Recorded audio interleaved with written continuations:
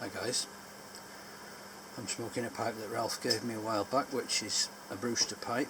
It's unusual because you can screw it off like that. It's got a metal thread in there, and the little filter party, whatever it's called, that goes in there. It screws up, and the nice thing about it is it's always perfectly aligned with a normal pipe. You twist it around until you get it in the position you want, but with this one it's just about perfect. Nice little pipe. Something that a few people have said to me, it's a really basic thing that people who've been smoking for years take for granted, but it's quite important, I suppose. How do you pack a pipe?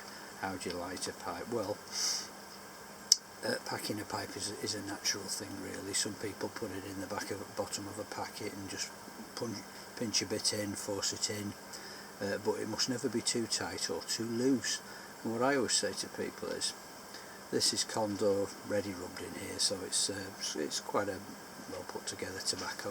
What I like to feel is if I put the tobacco in and I press it, and I can feel it pushing back a little bit. If it doesn't push back a bit, then it's too tight. If it's too springy, then it's too loose and you get too much air in and you won't get a good draw. So the thing is, it's just got to push back a bit, and just feel it just pushing back against me. That's about right. And then you've got to get the charring light, which is with some tobaccos they're really good and they'll go almost first time. You might only need one match or the lighter, but the old way really is just to get a little bit of ash on the top and then let it go out a bit, give it a tamp down, which will do, and then light it again, and away you go. With things like twists and some of the plugs, if they're damp, they can be a real swine to get going at times, and sometimes you've got to lift a bit from underneath and get a bit of ash on top, tamp it down. But when you do get a good little furnace going in the middle, they tend to go well, but they're more experienced. But this is a good over the counter one, so we'll just have a go with this. I've not lit it yet, as you can see, so we'll just tittle the top first.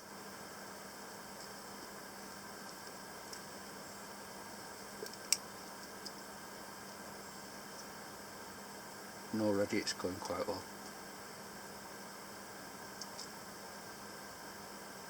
But I'll just let that go out a minute and just very lightly tamp it down.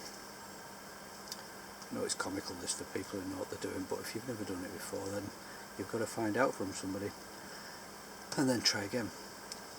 Get the right end of the lighter helps.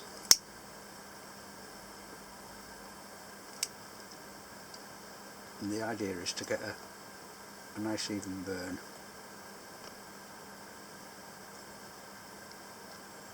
Right across the head of the ash on the top, just a bit.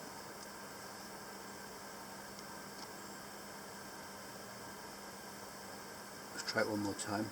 Probably could have sucked away and it would have fired up, but I'll just give it a bit more. That's it. Try again.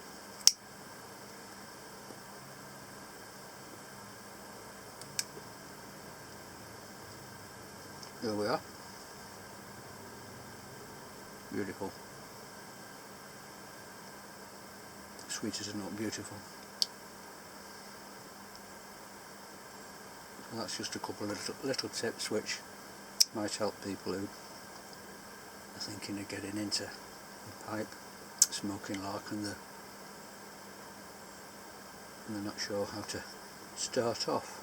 Very often when I'm talking, you'll probably find that the pipe goes out, so I've got to light it again. But the main thing is, don't start forcing it down too hard, or else you'll compact it too hard and it won't burn.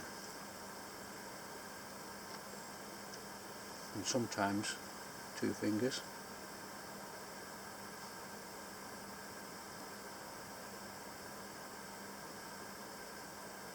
can be helpful. Just cuts down the air going into it.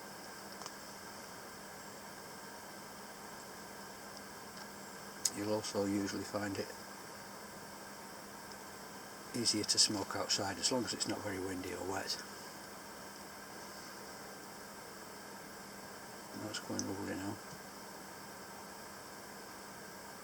I'll probably burn along if I was working doing something now.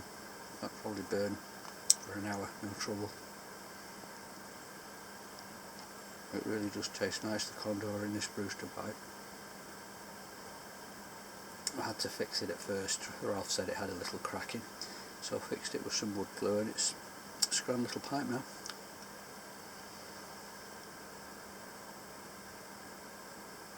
There we go. And if you think it's going out, just and you're away again. Anyway guys, a few tips, hope it helps. Keep it smoky. Thanks for watching.